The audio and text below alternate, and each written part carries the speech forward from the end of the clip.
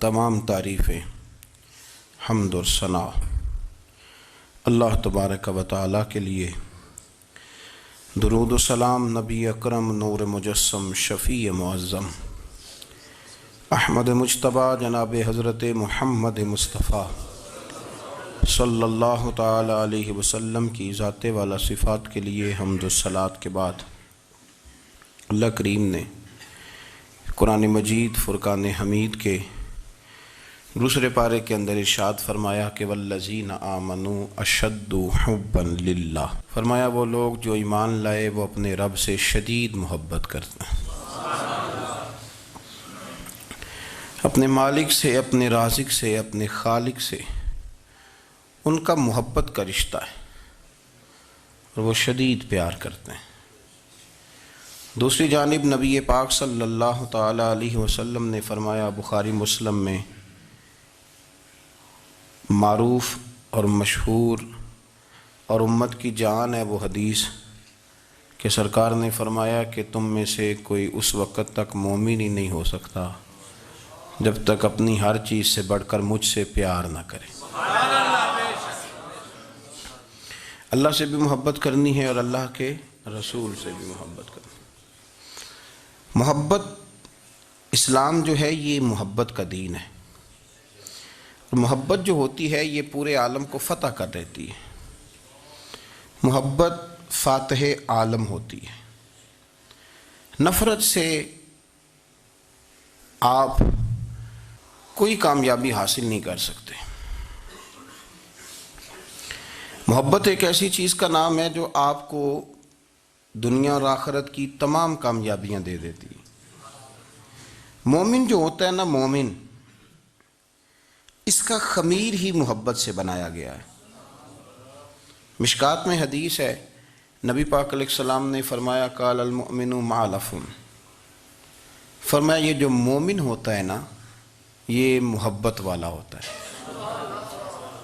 اور حضور فرمانے لگے اس بندے میں کوئی خیر ہی نہیں، اس میں کوئی بھلائی ہی نہیں جو نہ محبت کرے اور نہ اس سے محبت کی جائے۔ مومن محبت والا ہوتا ہے، الفت والا ہوتا ہے، پیار والا ہوتا ہے، پریم والا ہوتا ہے۔ وہ بندے میں بھلائی نہیں جو نہ پیار کرے اور نہ کوئی اس سے پیار کیا جائے۔ محبت کا فروغ حسن ہے دین کا۔ آپ دیکھیں نا، نبی پاک صلی اللہ علیہ وسلم نے صحابہ کے بارے میں فرمایا کہ میرے صحابہ سے اس لیے محبت کرو کہ یہ میرے صحابہ ہیں۔ اہل بیت نبوت کا معاملہ آیا تو نبی پاک صلی اللہ تعالی علیہ وسلم نے اپنے اہل بیت نبوت کو چادر کے نیچے چھپا کے اور پھر ہاتھ اٹھا کے کہا، اے اللہ یہ میرے اہل بیت ہیں، میں ان سے محبت کرتا ہوں، تو بھی ان سے محبت فرمانا۔ آپ ذرا غور کریں کہ یہ محبت کہاں کہاں پہنچتی ہے، اللہ سے، اللہ کے رسول سے، حضور کے صحابہ سے، بات اہل بیت تک آئی تو کہا، ہے اللہ میں ان سے محبت کرتا ہوں، تو بھی ان سے محبت فرما، اور میرے مالک جو جو ان سے محبت کرے تو ان سب سے بھی محبت فرما۔ فروغ محبت، اشاعت محبت، تبلیغ محبت بڑا ضروری کام ہے۔ لیکن نا ایک تو یہ تھی کہ دین کے معاملے میں محبتیں جو شرعی محبتیں کہلاتی ہیں، اور ایک ہیں ہماری طبعی محبتیں۔ حضور صلی اللہ علیہ وسلم نے ہمیں حکم دیا ہے، فرمایا اپنی بیوی سے بغض نہ رکھنا۔ اس کا معنی یہ ہوا کہ کچھ لوگ ایسے ہیں جو بیوی کا بغض بھی پال لیتے ہیں۔ مقابلہ ہو رہا ہوتا ہے میاں بیوی کا، بحث ہو رہی ہوتی ہے، ایک دوسرے کے خلاف دلائل جمع ہو رہے ہوتے ہیں، ایک جنگ مچی ہوتی ہے۔ فرمایا اس سے بغض نہ رکھنا۔ کوئی عادت نہ پسند ہو تو وہ عادت دیکھ لینا جو تمہیں پسند ہے، عداوت نہ پیدا کرنا۔ ہاں دین اظہار بیزاری کا حکم دیتا ہے، پر ان کے ساتھ جو رب رسول کے دشمن ہیں۔ باقی فروغ محبت میں اپنا کردار ادا کرو۔ دیکھیں نا حضور صلی اللہ علیہ وسلم نے فرمایا جس نے محبت کے ساتھ ماں باپ کا چہرہ دیکھا اللہ اسے کامل حج کا ثواب عطا کرے گا۔ لیکن حدیث میں جو حضور نے شرط لگائی اس شرط کا خیال رکھنا ہے۔ کس طرح چہرہ دیکھنا ہے؟ فرمایا ماں باپ کا چہرہ دیکھو کس طرح۔ اچھا یہ حدیث بتاتی ہے کہ کچھ لوگ ایسے ہیں جو چہرہ دیکھتے ہیں پر محبت سے نہیں دیکھتے۔ ابا جی کی کچھ باتیں کڑوی بھی لگتی ہیں نا، تو کئی دفعہ کچھ بچے چہرہ دیکھتے ہیں پر محبت سے نہیں دیکھتے، تو حضور نے فرمایا تو محبت سے چہرہ دیکھ، تیرے رسول کا وعدہ ہے رب مقبول حج کا ثواب دے گا۔ صحابی عرض کرنے لگے یا رسول اللہ صلی اللہ علیہ وسلم اگر میں 2 دفعہ دیکھوں؟ تو حضور نے فرمایا 2 حج کا ثواب۔ اس نے کہا حضور میں دن میں 3 دفعہ دیکھوں؟ تو فرمایا 3 حج کا ثواب۔ اس نے چوتھی بار کی بات کی تو حضرت ابو ہریرہ فرماتے ہیں حضور نے فرمایا تو جو پوچھتا رہے گا اور میں بتاتا رہوں گا تو بات ختم نہ کریں۔ حضور حکم کریں، فرمایا تو 100 دفعہ دیکھ، اللہ 100 حج کا ثواب عطا کرے۔ بات کو ختم کرتے ہیں۔ تو جتنی دفعہ دیکھ اللہ تجھے اتنے حج کا، شرط یہ ہے کہ ذرا پیار سے دیکھ، ذرا محبت سے دیکھ۔ نفسیات کا ڈاکٹر بوڑھوں کو نیند کی دوائی کیوں دیتا ہے؟ وہ اس لیے دیتا ہے کہ ان کے بچے انہیں وقت نہیں دیتے۔ بچے کو بہلایا جا سکتا ہے، بوڑھے کو بہلایا نہیں جا سکتا، اس لیے کہ جو بوڑھا ہوتا ہے نا اس کے پیچھے پوری ایک داستان زندگی ہوتی ہے، تاریخ ہوتی ہے، وہ کبھی کسی چیز کا مالک رہا ہے، سربراہ رہا ہے۔ اولڈ ہاؤس پاکستان میں تیزی سے اس لیے بن رہے ہیں کہ بچوں کی جو خاص الفت تھی نا ماں باپ سے وہ رہی نہیں، ورنہ اگر ایک والد 6 بچوں کا خیال رکھ سکتا تھا تو 6 بچے مل کے ایک باپ کو بھی تو سنبھال سکتے تھے نا، ماں کا بھی خیال کر سکتے تھے نا۔ محبت کا فروغ جب ہو، آپ ماں باپ کو ٹائم دیں، ان کے پاس بیٹھیں، ان کے ساتھ تھوڑا وقت بتائیں، سارے معاملات ٹھیک ہو جائیں گے۔ ہمارے معاشرے میں نا تیزی سے نفرت کا فروغ ہوا ہے، نفرت کا فروغ۔ پتہ اسلام نے غیبت سے کیوں منع کیا ہے؟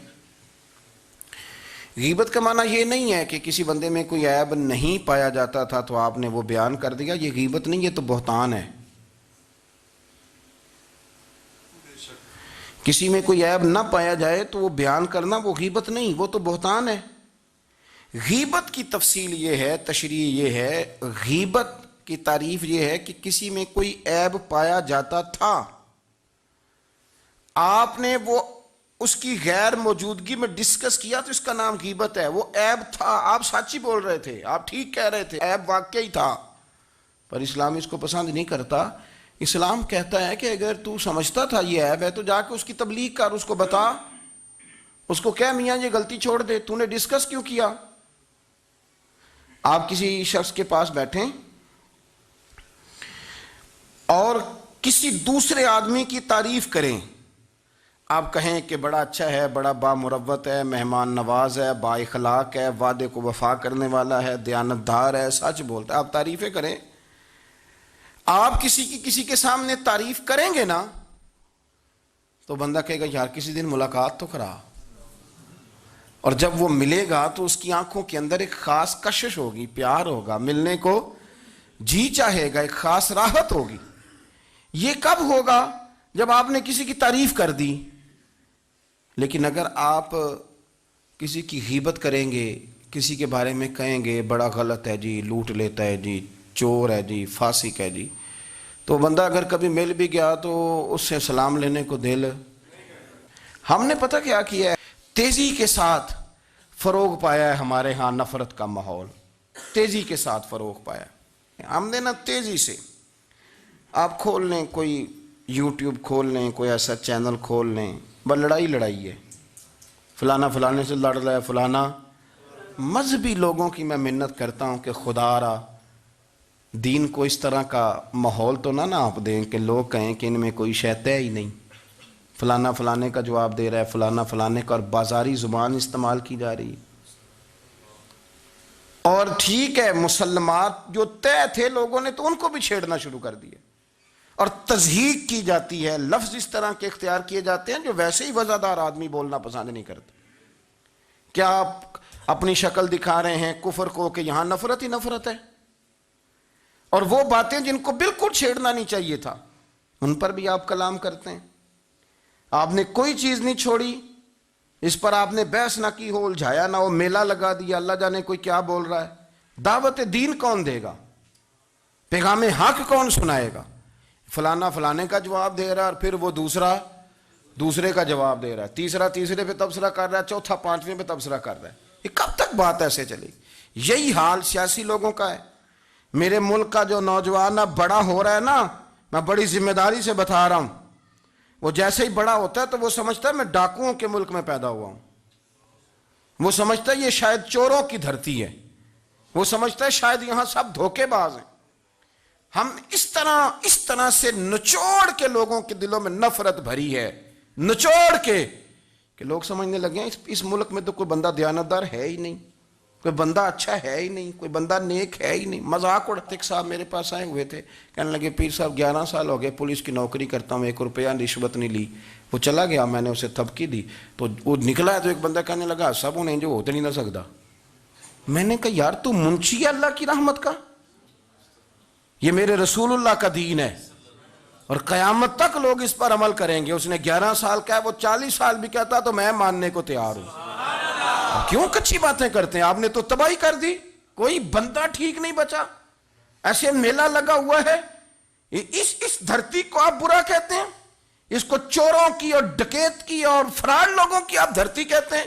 یہ وہ دھرتی ہے جس نے داتا گنج بخش علی حجویری جیسے لوگ رکھے ہوئے ہیں، یہ وہ دھرتی ہے جہاں بابا فرید جیسے لوگ بستے ہیں۔ کیا بات کرتے ہیں صاحب، یہ اتنے بزرگ ترین لوگ یہاں بستے ہیں اور آپ کیا بات کرتے ہیں؟ اور دیکھیں میں بالکل ہی غیر سیاسی اور غیر جانبدار رہتا ہوں ملکی معاملات میں، لیکن جس شخص نے پاکستان کو ایٹمی قوت بنانے کے لیے، اب تو بڑی عمارت ہو گئی ہے، غربت میں جس بندے نے کام شروع کیا تھا کہ ایٹمی طاقت بن جائے، اس نے کوئی کام کیا کہ نہیں کیا؟ آپ کو پاورفل بنایا کہ نہیں بنایا؟ کبھی تبصرہ ہوتا ہے اس پر بھی؟ ہمیں لاکھ اختلاف صحیح، ہم بھی بات کرتے ہیں مخالفت میں، لیکن تباہی نہیں اتار دی ہم نے، توہین کر کر کے، نفرت پھیلا پھیلا کے۔ اس سے پہلے جو حکومت گئی شاید اس کا سب سے بڑا مخالف میں ہوں، لیکن ایسا نہیں ہے کہ انہوں نے کوئی کام بھی ایسا نہیں جو اچھا نہ کیا ہو، ایسا نہیں ہے۔ میں ملک بھر میں سفر کرتا رہتا ہوں، میں دیکھتا ہوں بہت ساری جگہیں ایسی ہیں، بہت سارے دیہات ایسے ہیں جس میں بڑے بڑے شاندار روڈ بنائے گئے، کام کیا گیا۔ ان کی 99 خامیاں اپنی جگہ پر، خوبی کا بھی تو ذکر کریں۔ یہی حال اس گورنمنٹ کا ہو رہا ہے، لاٹھ لے کے لوگ ہیں، یہ بھی گندا وہ بھی گندا۔ یہ آپ کس طرح کی بات کر رہے ہیں؟ آپ نے تو ملک کو یہ نام دے دیا ہے کہ یہاں کوئی اچھا انسان بستا ہی نہیں، مولوی ہیں تو سارے برے ہیں، پیر ہیں تو سارے برے ہیں۔ کیا بات کرتے ہیں صاحب؟ یہ میرے رسول اللہ کی قوم ہے، یہ نبی پاک کی امت ہے، اور حضور نے فرمایا میری امت کبھی گمراہی پر جمع نہیں ہوگی۔ یہ نہیں ہو سکتا سارے لوگ ہی غلط ہو جائیں، لیکن ہم نے تباہی اتار دی۔ جس کے ہاتھ میں سپیکر آتا ہے وہ سب کی پگڑیاں اچھالنا ضروری سمجھتا ہے، جس کے ہاتھ میں قلم آتا ہے وہ کہتا ہے چونکہ میں لکھ رہا ہوں تو میں اکیلا ٹھیک ہوں، باقی سارے غلط ہیں۔ محبت کو فروغ دیں، پیار کریں، اخوت کا رنگ دیکھیں۔ حاتم طائی کی بیٹی مجرم بن کے آئی تھی، مجرم بن کے، کلمہ نہیں پڑھتی تھی، اور اس کو سامنے کھڑے کر کے میرے نبی پاک نے فرمایا تیرا باپ کلمہ نہیں پڑھتا تھا پر اس میں عادتیں اچھی پائی جاتی تھیں، اس کی صفات ٹھیک تھیں۔ یعنی حضور تعریف کر رہے ہیں، نبی پاک تعریف، اور ہماری زبان گونگ ہو جاتی ہے تعریف کی دفعہ۔ ہم تو جو میری بات مان گیا وہ بندہ ٹھیک ہے، اور جس نے میری بات نہیں مانی وہ بندہ درست ہے، یہ گونگ ہو جاتا ہے ہمارا مزاج۔ اپنی زندگی میں اچھے الفاظ ادا کریں، اولیاء اللہ کے بارے میں، ان لوگوں کے بارے میں جو مسلمہ بزرگ ہیں، ہمارے امت کے مسلمہ بزرگ ہیں، ان کے بارے میں ہم ایسی کمزور باتیں کرتے ہیں جن کا سرے سے کوئی وجود نہیں، سرے سے کوئی داستان نہیں ان لوگوں کی۔ تو یاد رکھے میرے عزیز، میرے رسول کریم صلی اللہ تعالیٰ علیہ وآلہ وسلم نے جو ہمیں دین دیا وہ محبت والا دین ہے، وہ پیار والا دین ہے، وہ اخوت والا دین ہے۔ اس میں پیار کریں گے، پیار آگے لے کے جائیں گے، پیار کو فروغ دیں گے۔ سنیں حدیث میرے نبی پاک علیہ السلام نے فرمایا قیامت کے دن رب کریم فرمائے گا کہاں ہیں وہ لوگ؟ منادی اعلان کرے گا میدان محشر میں، کوئی آدمی اعلان کر وہ کہاں ہیں لوگ؟ اور تو کس کو ڈھونڈ رہا ہے؟ فرمایا مجھے رب نے بھیجا ہے کہ وہ بندے ڈھونڈ کے لاؤ جو دنیا میں میری رضا کے لیے ایک دوسرے سے محبت کیا کرتے ہیں۔ وہ بندے ڈھونڈ کے لاؤ، بندے ڈھونڈے جائیں گے۔ یا رسول اللہ رب ان کا کیا کرے گا؟ تو نبی کریم صلی اللہ علیہ وسلم فرمانے لگے رب فرمائے گا تم دنیا میں میری رضا کے لیے ایک دوسرے سے پیار کرتے تھے، آج میرے عرش کے سائے کے علاوہ سایہ کوئی نہیں، آج میں تمہیں اپنے عرش کے سائے میں جگہ عطا کروں گا۔ میری رضا کے لیے پیار کیا تم نے، میری رضا کے لیے محبت۔ خدا را تھوڑا تھوڑا لوگوں سے پیار شروع کریں۔ آپ یقین کریں وہ پولیس والے سے آپ کہیں نا کہ تو اپنا رویہ ٹھیک کر، تو کہتے تو انہیں پتہ نہیں بندے کس طرح دا ساڑھنا سلوک کرتے ہیں۔ وہ بھی مطمئن ہے، وہ کہتا ہے اگر میں گالی گلوچ کر رہا ہوں تو میں ٹھیک کر رہا ہوں. وہ کہتا ہے یہ لوگ لائے کیس ہیں. آپ دیکھ لیں، آپ سمجھ لیں چیزوں کو. میں نے ڈاکٹر صاحب سے کہا کہ تھوڑی سی آپ لوگوں سے شفقت کریں، غریب لوگ آتے ہیں تو کہتے ہیں مفت دوائی دیں تو یہ بیچ دیتے ہیں جا کے.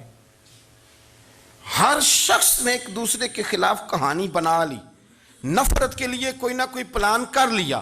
ہمیں باتیں مل گئیں، ہم نے داستان سرائی کر لی، ہم نے اپنے ذہن کو اکٹھا کر لیا. مجھے بتلاؤ نا یار، اگر رسول کریم صلی اللہ علیہ وسلم اور باقی انبیاء بھی قوموں کے بارے میں یہ سوچتے کہ یہ بڑے ظالم ہیں، یہ بڑے چور ہیں، یہ بڑے ڈکیت ہیں، یہ بڑے غاصب ہیں، یہ کافر ہیں، منافق ہیں، تو بھلا ہو سکتا تھا؟ لوگوں کا فائدہ ہو سکتا تھا؟ وہ لوگ بڑے بڑے سخت گیر تھے، پر محبوب نے فرمایا وہ جو کریں گے وہ ان کا انداز ہے، اور ہم جو کریں گے وہ ہمارے رب نے ہمارے ذمے لگا کے بھیجا ہے. اپنی زندگی میں تلاش کریں اور پیار کریں اور اچھے لفظوں سے لوگوں کو یاد کریں اور خوبصورت لہجہ اختیار کریں اور ٹھنڈی اور اچھی باتیں کرنے کی کوشش کریں، اللہ کی رضا کے لیے، اللہ کی رضا کے لیے، اللہ کے بندوں سے پیار. یارو دیکھو، عورت ہو طوائف، زندگی ساری بیت جائے گناہوں میں، لیکن میرے نبی پاک فرماتے ہیں وہ رب کی رضا کے لیے کتے سے بھی پیار کر لے تو رب اسے جنت عطا کر دیتا ہے. تو کتے کو پانی پلا گئی، پر پلا گئی نا اللہ کی رضا کے لیے، اسے کوئی فائدہ تو نہیں تھا نا، وہ اللہ کی رضا کے لیے پلا گئی، تو رب کریم نے اس کے سارے گناہوں کو. کسی سے پیار تو کریں، خدا را کسی سے پیار تو کریں. اس سال میرے گاؤں کے میلے کی بھیڑ میں جو گم ہوا وہ ایک بھکارن کا لال تھا. اس غریب کو تلاش تھی متاع خلوص کی، اور مخلوق چپ رہی کہ یہ مشکل سوال تھا. یار کوئی شخص ایسا بچا ہی نہیں جس سے لوگ امید کریں، توقع کریں کہ مجھے یہ اپنا کندھا دے گا میں سر رکھ کے رو لوں گا. کوئی ایک ایسا شخص ملا ہی نہیں جس کے بارے میں لوگ کہیں کہ بڑا مخلص ہے. یار اتنی بڑی میرے محبوب کی امت، ہر حکومت غلط، ہر شخص غلط، ہر بندہ برا، ہر جماعت بری. اللہ کی رضا کے لیے کچھ لوگوں کے لیے فروغ محبت کا بھی فریضہ سر انجام دیں. کیسے لوگوں کو یہ بات سمجھائی جائے؟ حضرت ابو ادریس خولانی رضی اللہ تعالیٰ عنہ تابعی ہیں. حافظ منذری نے الترغیب و ترہیب میں لکھا ہے، فرماتے ہیں کہ حضرت ابو ادریس خولانی کہ میں دمشق کی جامع مسجد میں گیا تو میں نے ایک چمکدار چہرے والا، سیاہ داڑھی والا، چمکتے دانتوں والا خوبصورت نوجوان نبی پاک کی حدیثیں بیان کرتا دیکھا. اس کے چاروں جانب حضور کے غلام بیٹھے تھے. میں نے ایک شخص سے کہا یار بڑا حسین چہرہ ہے، بڑا ہی خوبصورت انداز ہے، کون ہے بندہ؟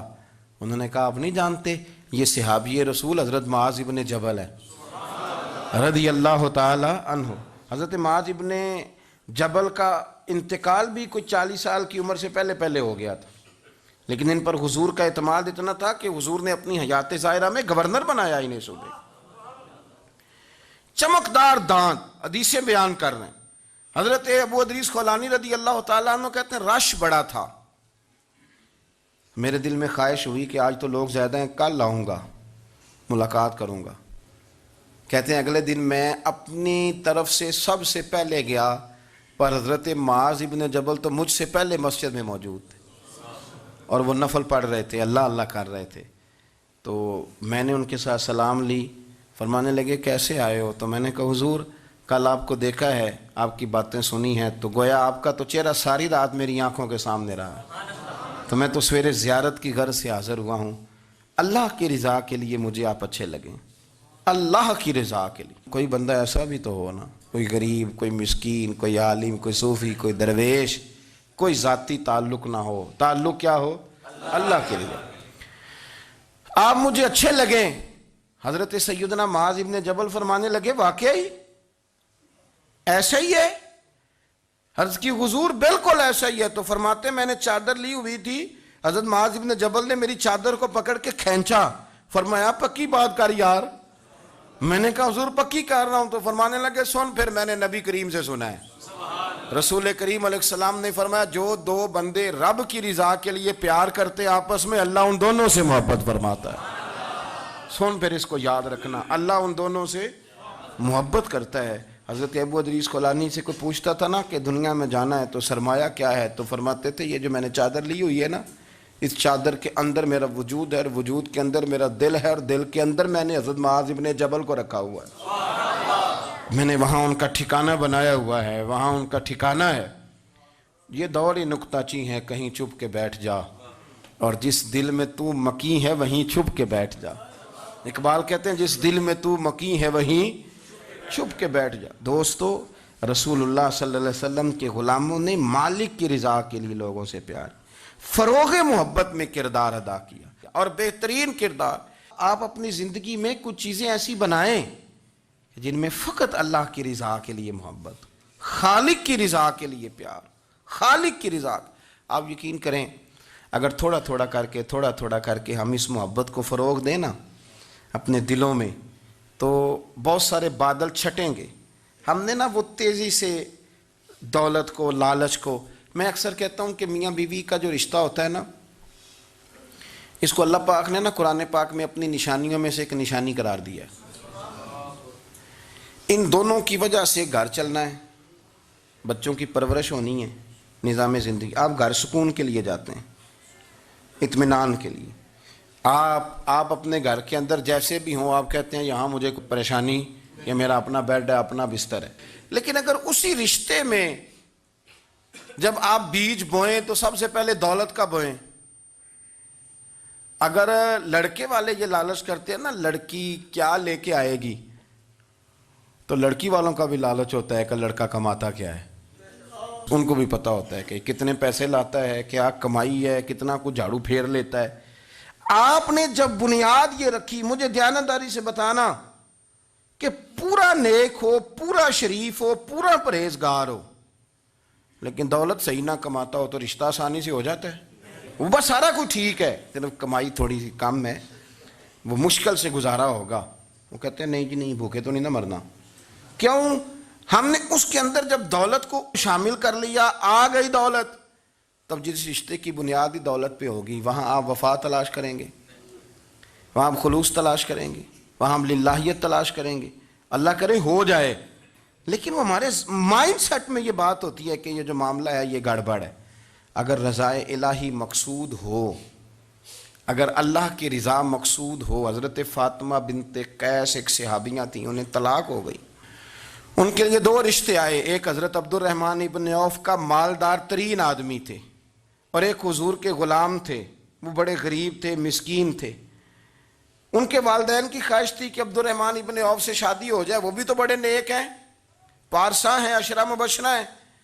حضرت فاطمہ بنت قیس نے کسی بندے کی ڈیوٹی لگائی، کہنے لگی پتہ کرو نبی پاک کی رضا کیا ہے، حضور کی رضا کدھر ہے؟ تو پتہ چلا حضور کی خواہش غریب کی طرف ہے۔ تو وہ خاتون اپنے ماں باپ کو کہنے لگی میرا نا اس غریب سے رشتہ کرا دو۔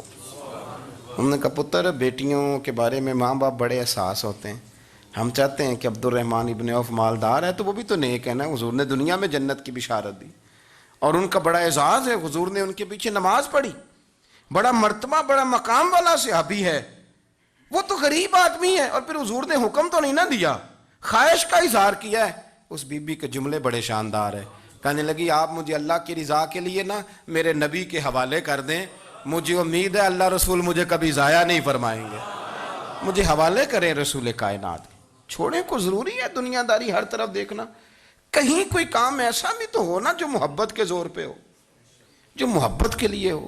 کوئی ہمارے پاس بڑے سارے لوگ آتے ہیں، بڑے سارے لوگ آتے ہیں، اور ہم اس قابل بھی نہیں جتنے لوگ آ جاتے ہیں، میں صحیح کہہ رہا ہوں، بالکل کوئی حیثیت نہیں، 1% بھی۔ جب پلٹ کے دیکھتے ہیں تو شرم آتی ہے کہ یار اتنی دور سے بندہ چل کے آ گیا، اس کو کیسے سمجھائیں، کس طرح کر کے۔ تو ایک آدھ دن پہلے ایک بزرگ آ گئے، اور وہ اچھے صاف ستھرا ان کا مزاج تھا، بڑے شاندار، تو میں زیارت کے لیے ہوں، تو میں نے کہا زیارت شیارت والا تو کھاتا کوئی نہیں، چلو آپ آ گئے ہیں تو کوئی حکم کریں۔ تو کہنے لگے کوئی حکم نہیں، میں اللہ کی رضا کے لیے آیا ہوں۔ یہ کوئی تقریر نہیں تھی، کوئی خطبہ نہیں تھا، نہ ان کے سامنے سپیکر تھا، نہ وہ شور کر رہے تھے، نہ وہ نعرے لگوا رہے تھے، نہ وہ ہاتھوں پہ ہاتھ مار رہے تھے۔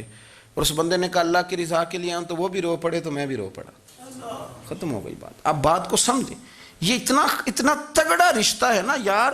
کسی رشتے کے بیچ برادری ہوتی ہے، کسی رشتے کے بیچ خاندان ہوتا ہے، کسی رشتے کے بیچ قبیلہ ہوتا ہے، کسی رشتے کے بیچ رنگ نسل ہوتی، وہ کتنا تگڑا رشتہ ہے کہ دو بندوں کا رشتہ ہو، ایک بیچ میں خدا ہو، دوسرے محمد مصطفیٰ ہو۔ آپ کتنا اسے مضبوط رشتہ سمجھیں گے جس کے بیچ اللہ رسول ہو، اتنا تگڑا رشتہ۔ اتنا مضبوط تعلق، اتنی وسعت اس کے اندر، اللہ کی رضا کے لیے۔ حضرت موسیٰ کلیم اللہ علی نبینا علیہ الصلوۃ والسلام سے رب کریم نے فرمایا، کہا اے موسیٰ میری رضا کے لیے بھی کوئی کام کیا ہے؟ حضرت موسیٰ علیہ السلام نے عرض کی یا اللہ میں نے تبلیغ کی، تو فرمایا وہ تو آپ کی ذمہ داری تھی۔ امام غزالی نے روایت لکھی ہے، اے اللہ میں نے آپ کے تمام احکامات پہ عمل کیا، موسیٰ وہ تو آپ نے کمال کیا، اللہ کے پیغمبر ہیں، تو میری رضا کے لیے تو یا اللہ تیری رضا کے لیے کیا ہے؟ تو رب کریم نے فرمایا کسی بندے سے صرف اس لیے پیار کیا ہے کہ وہ اللہ کا بندہ ہے، فقط اس لیے پیار کیا ہو کہ وہ اللہ کا بندہ ہے، فقط اس لیے۔ میرے عزیز آپ بات کو سمجھیں، زندگی میں فروغ محبت پر کچھ کام کریں، کچھ تھوڑا سا کوشش کریں گرد جھاڑنے کی، کچھ گرد جھاڑنے کی۔ ہم نے نا ایک سٹیٹس بنا لیا ہے، اب تو مسلمان پہلے فرقوں میں بٹے، قبیلوں میں بٹے، اب شہروں میں بٹ گئے۔ آپ کبھی گجرانوالہ کے لوگوں سے پوچھو نا گجرات، تو کہنے ہو گجرات والے تو اللہ بچائے، کہتے ہیں کہ نہیں؟ گجرات کے لوگوں سے پوچھے گجرانوالہ تو کہتے ہوتے کھاندے ہی بڑا نے، کس کی بات کر رہے ہیں؟ تو گجرانوالہ والوں سے پوچھیں لاہور والے کہتے توبہ لاہوریا جے۔ صحیح کون ہے؟ کوئی بھی نہیں۔ کیوں؟ اس لیے کہ ہم نے ہر شہر کے لیے کہاوت بنا لی ہے، میں صحیح کہہ رہا ہوں، ہر قبیلے کے لیے کوئی نہ کوئی، یہ ہم نے ظلم کیا اپنی جان، یہ ہم نے زیادتی کی، کہانیاں بن گئی، کہاوتیں بن گئی، شہروں کے لیے، علاقوں کے لیے، قبیلوں کے لیے۔ مقصود کیا تھا؟ کسی طریقے سے نفرت پروان چڑھے۔ کھانا ہے نا، کھانا تو آپ جو کھانا کھاتے ہیں وہ اپنے ذائقے کے مطابق کھاتے ہیں، سندھ کے لوگ جو کھانا کھاتے ہیں وہ اپنے، آپ کا کوئی حق نہیں آپ ان کے کھانے پر تنقید کریں، اس لیے کہ ان کا ذائقہ وہ ہے، اور ان کا بھی کوئی حق نہیں وہ آپ کے کھانے پر تنقید کریں، اس لیے کہ آپ کا ذائقہ۔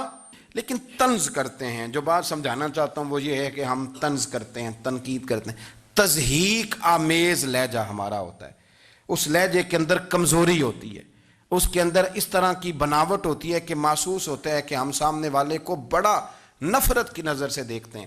یہ رویہ کبھی اختیار نہ کریں، اپنی زندگی میں کوشش کریں خلوص کے ساتھ، للہیت کے ساتھ۔ میرے نبی پاک علیہ وسلم نے صحابہ سے پوچھا تھا بتاؤ دین کی مضبوط گرہ کون سی ہے، مضبوط گرہ دین کی؟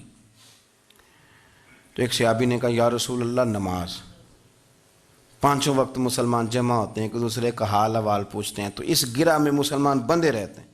حضور نے فرمایا تم نے بات ٹھیک کی پر میری مراد کو نہیں پہنچے۔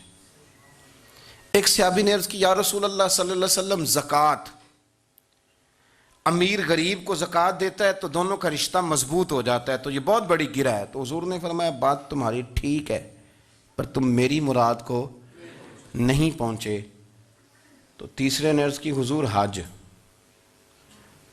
مختلف رنگوں کے، قبیلوں کے، نسلوں کے، علاقوں کے لوگ آتے ہیں، ایک ہی لباس پہنتے ہیں، ایک ہی بولی بولتے ہیں، لبیک اللہم لبیک، تو یہ بہت بڑی مضبوط گرہ ہے۔ نبی پاک صلی اللہ علیہ وسلم نے فرمایا بات تمہاری ٹھیک ہے پر تم میری مراد کو نہیں پہنچے۔ تو صحابہ نے عرض کی حضور پھر آپ ہی بتا دیں کہ اسلام کی مضبوط گرہ کون سی ہے جس میں مسلمان جڑ جائیں گے؟ تو نبی پاک نے فرمایا مضبوط گرہ محبت ہے، اللہ کی رضا کے لیے پیار کرو، لوگوں سے پیار کرو۔ کوئی بندہ پھر تمہیں تلخ بھی ملے گا نا، تو تم چونکہ اس کے لیے نہیں کر رہے، اللہ کے لیے کر رہے ہو، تو پھر تمہارے لیے سہنا بھی آسان ہو جائے گا، دیکھنا اور پرکھنا بھی آسان ہو جائے گا۔ رضائے الہی کی خاطر لوگوں کا پیار، بخاری مسلم میں ہے، نبی پاک علیہ السلام نے فرمایا ایک شخص اپنی بستی سے چلا لمبے سفر پہ دوسری بستی جانے کے لیے، تو رستے میں فرشتہ ملا انسانی شکل میں۔ اس نے پوچھا کہاں جا رہے ہو؟ اس نے کہا اپنے بھائی سے ملنے جا رہا ہوں۔ فرشتہ پوچھنے لگا اس کا کوئی احسان ہے تمہارے اوپر، کوئی لین دین ہے؟ اس نے کہا نہیں۔ تو کہا پھر کیوں اتنا لمبا سفر کر رہے ہو؟ تو کہنے لگے یار میں اللہ کی رضا کے لیے اس سے پیار کرتا ہوں، اللہ کی رضا کے لیے، تو اس لیے جا رہا ہوں۔ تو سنیں یہ بخاری مسلم کے لفظ ہیں، حضور فرماتے ہیں وہ فرشتہ کہنے لگا سن پھر میں انسان نہیں، میں فرشتہ ہوں، اور مجھے رب کریم نے بھیجا ہے یہ کہنے کے لیے کہ اگر تم دونوں اللہ کی رضا کے لیے ایک دوسرے سے پیار کرتے ہو تو اللہ تم دونوں سے پیار فرماتا ہے۔ اب یہ محبت فروغ کیسے پائے گی؟ اس کے لیے ایک تو یہ کہ اپنے دل کو تھوڑا سا سمجھائیں. آپ ارادہ کر لیتے ہیں نا، جب ذہن بنا لیتے ہیں کہ میں نے کوئی خدمت کرنی ہے، ذہن بن گیا، تو پھر اس کے لیے 2-3 لاکھ روپے 4 لاکھ روپے لگانے کی ضرورت نہیں ہوتی. پھر بندہ سٹاپ پہ کھڑے ہوئے کسی بابا جی کو پوچھتا ہے کہاں جانا ہے، تو کہتے ہیں میں نے ذرا یہاں قریب ہی جانا ہے، رکشہ تلاش کر رہا ہوں. تو آپ کا ذہن بن گیا نا خدمت کرنے کا. تو موٹر سائیکل پہ بٹھایا تو گھر چھوڑا ہے، واپس آئے تو دل بڑا ٹھنڈا تھا. لیکن آپ یہ بھی کہہ سکتے تھے کہ بابا جی بچے کیا کرتے ہیں سعودی عرب میں، تو یہ 200 روپیہ رکشے کو دیں، گھر چھوڑ آتا ہے. بچے اتنا کماتے کس لیے؟ دونوں باتوں میں فرق ہے. میری بات کی سمجھ آ رہی؟ آپ اللہ کی رضا جب اپنا لیتے ہیں تو پھر کوئی کہانی جنم نہیں لیتی. لیکن جب یہ رنگ نہیں ہوتا، پھر کہانیاں ہیں، پھر داستانیں ہیں، پھر بڑی بڑی باتیں، پھر بڑے بڑے لمبے لوگوں کے پاس پلاننگ ہے. اس طرح نہ کریں.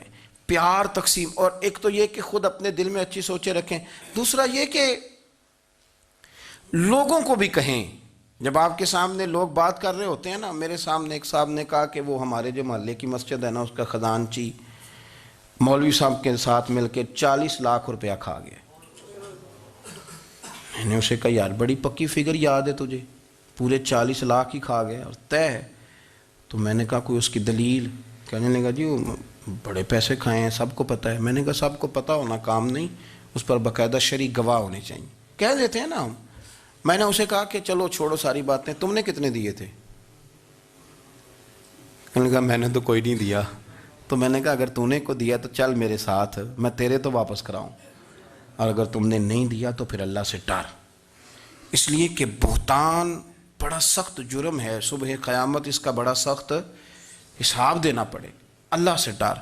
یہی حال ہماری اخباریں کرتی ہیں، جس کے اوپر مرضی جو مرضی ڈال دیا. کون سا کسی نے پوچھنا ہے؟ صحیح کہہ رہا ہوں میں؟ جو مرضی. اور اب سوشل میڈیا جب سے آیا ہے، پھر تو کسی خبر کی کسی تصدیق کی کوئی ضرورت، اور نہ پوچھنے والا پوچھتا ہے کہ یہ خبر کہاں سے آئی. بہت سارے لوگوں کے مرنے کی خبریں چھپ جاتی ہیں اور وہ وضاحت کر رہے ہوتے ہیں نہیں جی میں بالکل موجود ہوں، میں بالکل زندہ ہوں، کوئی ایسا مسئلہ نہیں ہے. تو اچھا اس طرح جب کوئی بندہ کر رہا ہو تو پھر آپ کیا کریں؟ پھر اس کو سمجھائیں. میں نے بھی اس دوست سے گزارش کی، میں نے کہا آپ غلط ٹریک پہ چڑھے ہوئے ہیں، یہ طریقہ درست نہیں ہے. اگر آپ کے پاس پروف ثبوت ہے تو پھر بھی مجھے بتانے کی ضرورت نہیں تھی.